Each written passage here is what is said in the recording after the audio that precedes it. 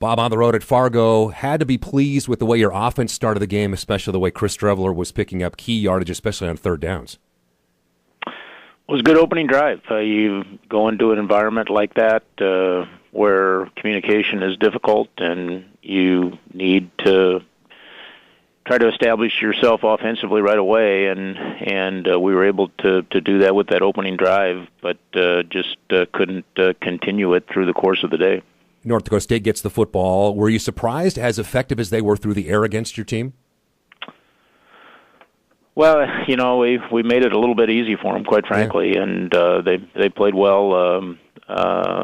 Gave up some big plays, and which had been atypical of us defensively through the course of the year, and I think that was the most disappointing thing is that we blew a couple coverages, left guys wide open, and as a result, they capitalized and made big plays that not only kept drives alive, but made for easy scoring opportunities. I thought one of the key points of the first half, you're down 21-7, and it looks like at that point things could get very ugly very quickly, but your offense at that point shows a very nice time to respond, and Streveler goes 5 for 5 and puts a touchdown run in, and all of a sudden it's a game again at 21-14. Yeah, it was another good drive. We actually moved the ball pretty well in the first half, particularly, but that was a drive where we were able to get the ball down into the red zone and score. A lot of our other drives stalled out in that midfield area, put us back in the game, and obviously a stop on the next drive would have been key, which we weren't able to get.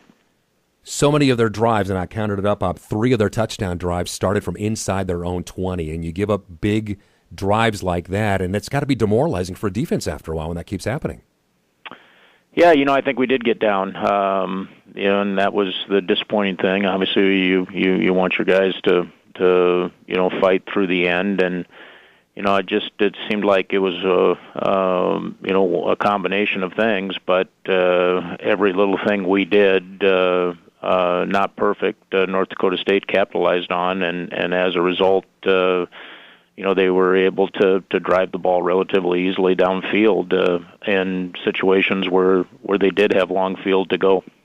And as you talked about, offensively, some opportunities, kind of like the Northern Iowa game, you get it into the North Dakota State territory 4 times in the second half, but again, come away with no points and not finishing off those drives.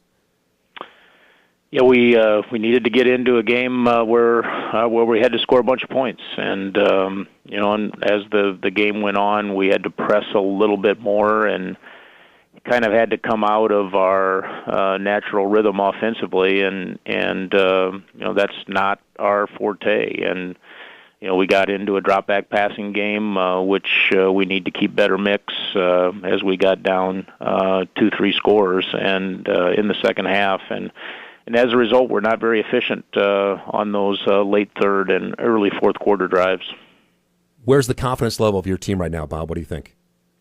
Well, it's a game that we certainly are going to walk away from feeling we didn't play our best football, and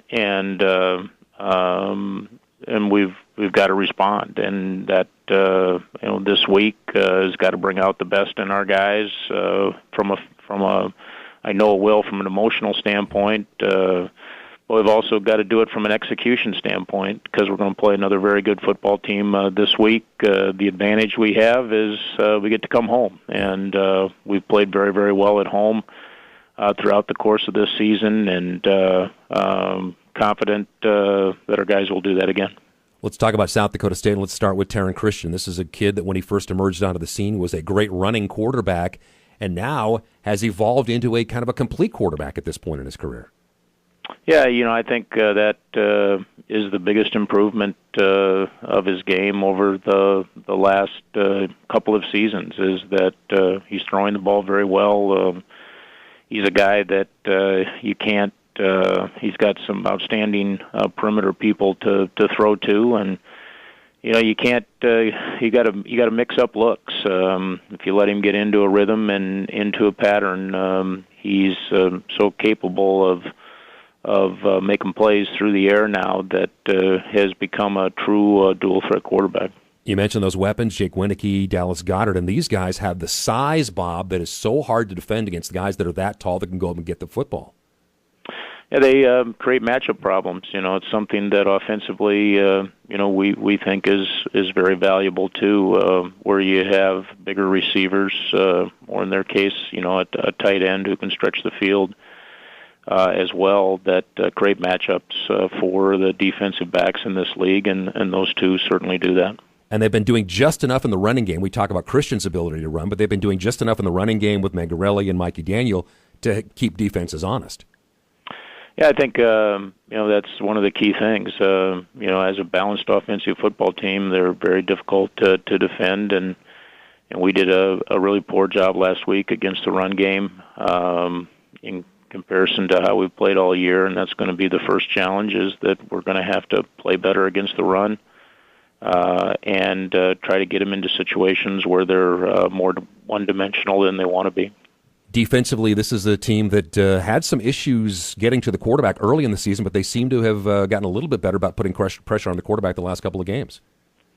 Yeah, I think they're playing their best defense of the year. They had some younger players in positions that now have become experienced, and I think they've gotten a couple players back that were dinged up a little bit early in the year, and I think the challenge that they bring is that they're always in the right spot. They're not going to make mistakes. They've got experience at every level, and so it's a similar kind of defensive challenge that we faced last week against North Dakota State. And it seems like one of their weaknesses defensively is a lot of teams' weaknesses, which is containing a running quarterback, and certainly you're not going to get much a better running quarterback than Chris Streveler in the year that Chris is having with his feet. Yeah, we've got to continue to find ways to get him getting both some yards on the ground and also do a little bit better job of protecting him than we have the last couple of weeks. He's had to throw the ball too much under pressure. That means that we've got to get a little bit more out of our running game. And I think when we do that, we're a better offensive football team than we are when we've got to throw the ball in every down. So, Bob, you mentioned the emotion of this game. Certainly nobody needs to remind any of the players on either side. This is the State U game and all of that. And so much more at stake here. And so do you just try to approach it with a business-like approach? Do you talk about the importance and the significance of this game, or what is the mindset heading in? Well, our guys understand the significance of it. For us, it's really a playoff game. Yeah. A game that we've got to play with playoff mentality, and I've been fortunate to be a part of a lot of playoff teams over the years, and the one thing that this game represents certainly is the high quality of team that you're going to play in the playoff. And what it's got to do is it's got to bring out the best in your execution, and certainly the emotion of the game has to be controlled, but at the same time, hopefully that helps you bring out the best as well.